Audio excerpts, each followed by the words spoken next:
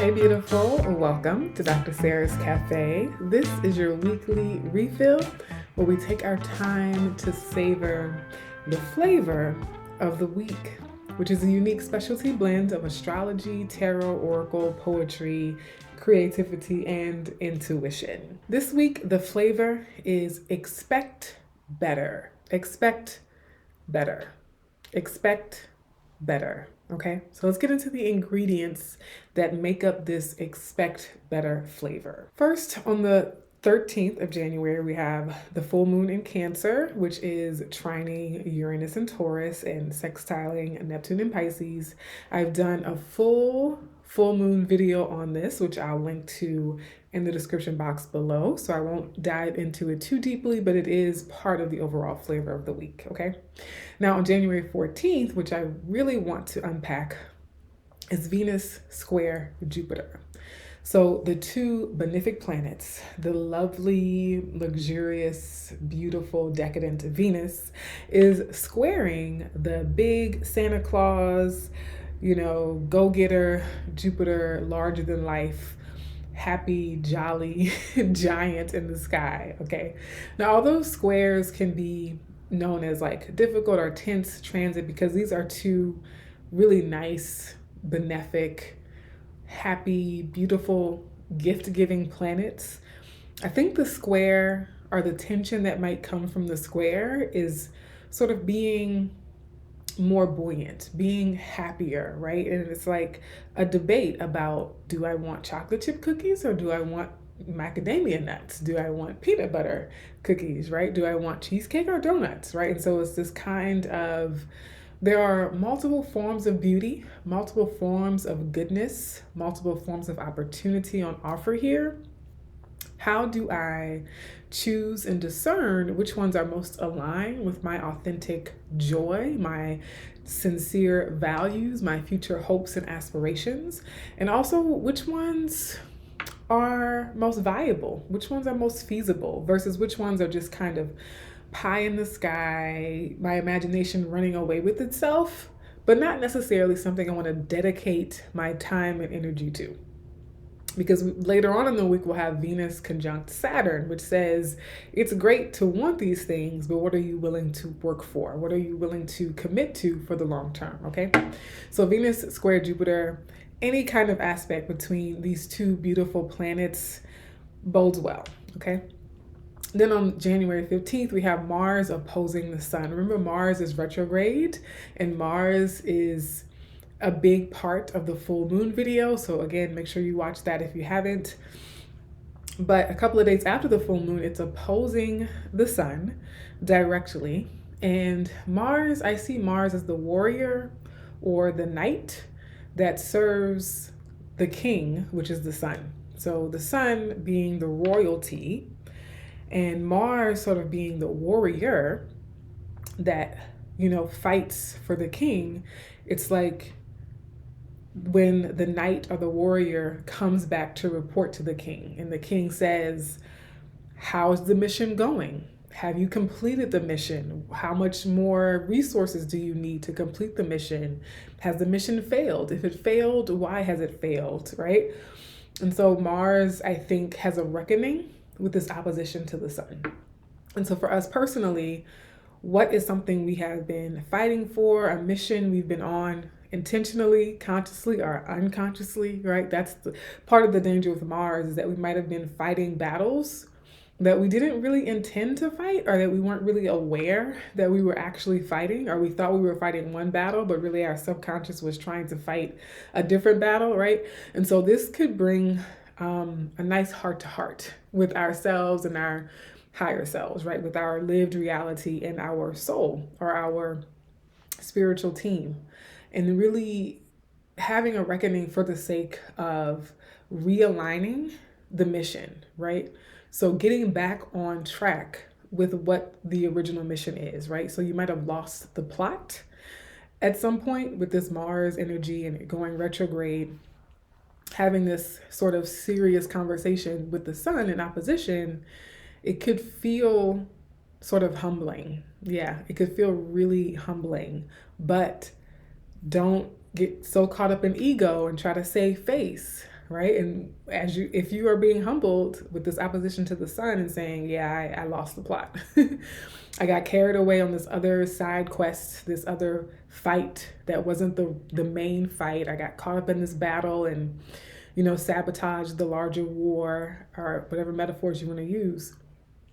And this is showing you where and how that happened, and more importantly, how to get back on track, how to discern and realign with what your true passion is, what your true mission is, okay? So then on the 18th, we get that Venus conjunct Saturn energy that I was talking about, right? And so we know that, again, Venus is the lovely planet. It's the planet that wants us to feel good because she wants to feel good, right? And she's like, hey, let's all feel nice and feel good in our skin and feel comfortable in our homes and have abundance and fertility and prosper. And she's coming into a conjunction. So she's meeting up with Saturn, which is the planet of time, future, things that last well into the future, investments that last well into the future that grow gradually over time. Saturn is a planet of commitment and discipline and boundaries, right? Now, this might seem frustrating. It could seem frustrating. Like, I just want to relax and lavish myself. And Saturn's telling me I need boundaries around this and that. But the opportunity here for all of us is to take the beautiful blessing and approach it in a way, or build it in a way, or create it in a way, invest in it in a way that it lasts a long time, right? This is very, very beautiful for relationships, solidifying a dynamic in the relationship that will allow the love and the romance to last for many years to come, okay? This is like not just building a beautiful house on the sand, but making sure you plant those deep foundations. You don't cut corners. You don't only focus on the aesthetics, but you make sure that the foundation and the structure, that it has really good bones, so that the aesthetic beauty of what you're building is not just beautiful, but that it stays beautiful for generations into the future, okay? So I like Venus and Saturn for that reason. Now, on the 19th, we have two things: Mercury making a sextile to Saturn and Venus. And I think this is just a smaller aspect, right? Like, not as strong of an aspect, but it's adding a little bit of detail, right? And so we're thinking about, okay, what am I building? How can I create this thing, make it last, have this beauty and this blessing and this abundance, or this, positive, loving relationship, making it last a long time. And then with the sextile to Mercury, it helps us hash out some details. It helps us to hash out, some of the paperwork that might help with that, or some of the measurements, right? Like, Mercury would be really great for measuring twice and cutting once, right? Just making sure that there's good communication involved and there's clarity around amounts and dates and times and all the details that could benefit whatever is the beautiful thing that you're constructing for long-term prosperity, okay, with the Venus and Saturn conjunction there. And then also on the 19th, the sun moves into the sign of Aquarius, the sign of future hopes and visions. And this is a big part of where the expectations come from. So in my photo here, I have expectations tied to a group of balloons, two groups of balloons. And so this is illustrating raising your expectations, right? So you tie the helium balloons to your expectations and they rise up to the sky. Now, this is appropriate because we have sky, air, balloons, clouds, and Aquarius being an air sign. Aquarius is an air sign, right? And so we kind of can see with the sun moving into Aquarius how we're elevating our consciousness a little bit. We're elevating our thoughts. So the sun moving into Aquarius, that's about long-term future hopes and visions, right? Like the future, the vision for the future, hope for the future. And then we have Venus conjunct Saturn, which again is about building something beautiful that can last for generations into the future. That's why I love this week. But because of this future focused energy with Venus conjunct Saturn, we could solidify something that's not beautiful, right? Like we could build something that lasts a long time that is not good, that is not beneficial. And so part of this raising our expectations is so that if we're building something that's going to last a long time into the future, if we're trying to create something, establish something that we expect to be here for many generations to come, then we need to make sure it's the best it can be, right? We want it to be a good thing that's going to be lingering around in society and the culture and on the planet for the next 7 generations, right? We don't want our descendants to inherit trash or garbage or just like not well built things. And so raising our expectations for the quality, the durability, the longevity of what we want to establish now, and because it is going to last a long time, last well into the future, we want it to be something beautiful. We want it to really be a gift to the future. We want this to be a gift to our future selves. We want this to be a gift to our future descendants, if we have children, future nieces and nephews, and just the future of humanity, right? Because at the end of the day, we're all connected in that way. And if you reincarnate in a future generation, you want to have left your future incarnation something beautiful, something very valuable, right? That has lasted stood the test of time. All right. So there's a lot of astrology this week. And the oracle card is Seasons, Nana Buluku, and it's the number 1 in the African Goddess Rising deck. This card has a lot to do with an overall theme that is guiding my content on this channel this year. I don't know if you've picked up on it yet or if it's clear yet in the content that I'm making, but I'm really thinking about seasons of life, seasons of humanity, cycles and seasons. And what season are you in? What season is closing out? What season is beginning? And this card speaks directly to that. It's the start of a brand new season for you, and yet what the author of the deck, Abiola Abrams, says is that while it's a new season for you, it's really an old season, right? And so you're entering a new cycle that is ancient. You know, they say nothing new under the sun, but as Octavia Butler says, you can find new suns, right? And so there's something about these cycles as they come around again and again. It's the same cycle, but it's new. Yet it's different. It's a different shade, a different iteration. It's 2.0 version. It's the 4.125 version, right? And this could apply to us as people as well as our own personal evolution, our own spiritual consciousness and awareness, right?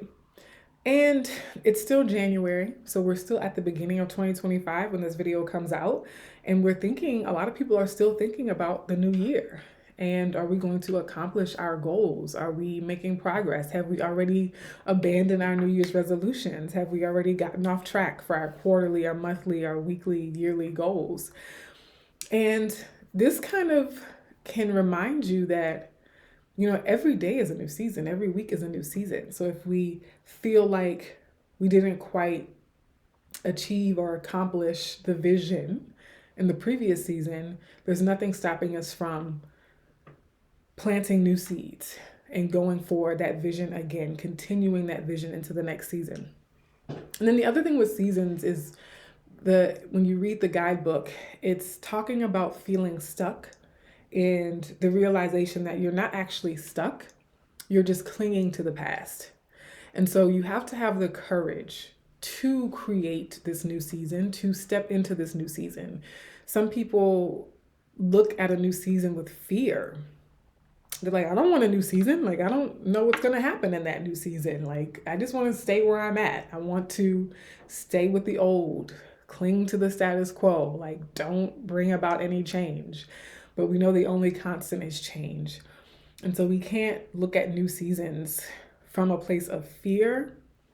We have to find the courage to say, yo, whether this current season was good or bad or somewhere in between, it's coming to a close. It's coming to an end.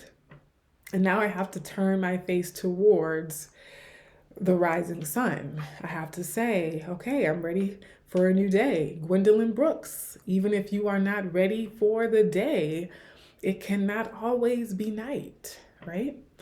And so whether you feel prepared for this new season or not, it's on the you're on the precipice of it. It's up ahead, okay? Now, the good news with the tarot card is that we have the Knight of Cups. So this is very Venus-like for me. I really am happy to see the Knight of Cups. This is the the Onyx tarot deck. I keep saying black onyx, but it's just the Onyx tarot deck because onyx is black, and so that would be redundant to say the black onyx. So the Onyx tarot deck, the Knight of Cups. This is the heart, the love, again, that Venus energy. And it's also like a sincere, genuine offer or acting on your heart or following your heart. And for these weekly refills, the Knight of Cups we're no stranger to the Knight of Cups, okay? The Knight of Cups has come out several times over the past several months since I started these weekly refills. And so we know that this is about an expression of your heart and acting on your heart, moving forward with your heart as your compass. Your heart is your guide. And I love this because if this is like romantic love or a job offer or a partnership offer or a creative project, right? Like you're acting on your heart, expressing your heart through dance or a painting or a work of art or a work of literature, right? Then it's suggesting that it could last a long time. It has the potential with this conjunction to Saturn to be really stable, to have a lot of longevity and a lot of concrete action and discipline behind it. So it's not just the emotional, like, again, pie in the sky. It's nice to say that you like this thing, but you don't back it up with action, right? So the Knight of Cups coming out in this context says we not only have the good, positive, warm, fuzzy feelings, but we also have the sober-mindedness and the plan and the grit to really invest the time and the energy, the attention, the action that it's going to take to nurture this thing, to manifest this thing, to build it and see what it becomes. And the Knight of Cups, to me, because it is an elevated offer, it's also about raising your expectations. And so if they,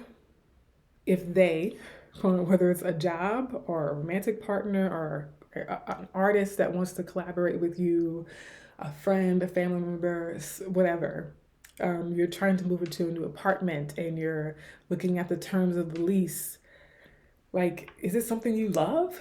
Like, do you really love the thing? Or is it kind of meh, I could take it or leave it, right? So when we think about raising our expectations, we want to pour our hearts into things that we really love, And it's like that Marie Kondo. I know she was controversial when she was out, and I don't think I've ever seen her actual TV show, but I know the concept, right? If it doesn't spark joy, then, you can eliminate it. And whether you think in that way or not, this Knight of Cups is saying, I'm going to invest my energy and my time into things that really fill my cup, things that I really love, things that are genuine and authentic and come from my heart, okay? Now, the Pastry and Poetry, I was about to apologize for returning to Wicked again and the Wicked Witch of the West, but I was like, I don't have to apologize for that. I was a fangirl. I was hyper obsessed with this film. I just completely adored Cynthia Erivo's performance in Wicked. And so, yeah, I'm actually not at all sorry that she's making her presence here yet again for the Pastry and Poetry. And you'll notice what I did here with the pastry. We have the avocado toast because it's like a perfect match with the green, the shade of green, the avocado toast. So we're celebrating green here. Now the line is also from Defying Gravity, which I quoted from last week or the week before. And she says in this song, Defying Gravity, tell them how I am defying gravity. I'm flying high, defying gravity. And soon I'll match them in renown. Unlimited, unlimited, unlimited. And nobody in all of Oz, no wizard that there is or was, is ever gonna bring me down. That's some pretty bold words, if you ask me. It's pretty bold. She had the audacity, okay? So when she says, I'm flying high, I'm unlimited, I'm defying gravity, she has raised her expectations. She has raised her expectations for what she's going to tolerate. She's raised her expectations of what she's going to go along with, what she's going to condone, how she's going to show up in a certain space or in a certain role. Okay, she's saying, I'm not tolerating this. I have raised my expectations, and therefore I'm going to act accordingly to create the outcomes that I think are worth my time and my investment, are worth fighting for. So the Wicked Witch of the West says, what you're showing me right now, Mr. Oz person, sir, is unacceptable. What you're showing me right now, Glenda, unacceptable. I do not, will not tolerate it. So raising our expectations. So keep in mind that with this Wicked Witch of the West example, part of raising our expectations is not just expectations for everyone else. It's also expectations for what we are going to do to see the outcome we desire, right? We can't just be like, oh, I want everything else outside of me to get better, but I don't have to get better. I don't have to change. I don't have to be courageous. I don't have to take a stand. I don't have to speak up, right? Like raising our expectations for everyone else and all the other things around us has to include raising our expectations for ourselves, how we show up to our lives as well, okay? Our takeaway, I'll warn you, it landed really solidly even for me, and I wrote it. So I want to approach it gently, okay? But it's the question that I want you to just take with you. Just take it to go. Write about it in your journal, To what degree does expecting the worst mean tolerating the worst? I'm not going to over-explain it. I'm going to let it land however it lands. And I'll say it again. To what degree does expecting the worst mean tolerating the worst? I don't know about you, but even for me, that is speaking very loudly, okay? All right, my dears, my loves, I hope that this has in some way helped you to refill your spiritual cup, and I'll see you in another video. Take care.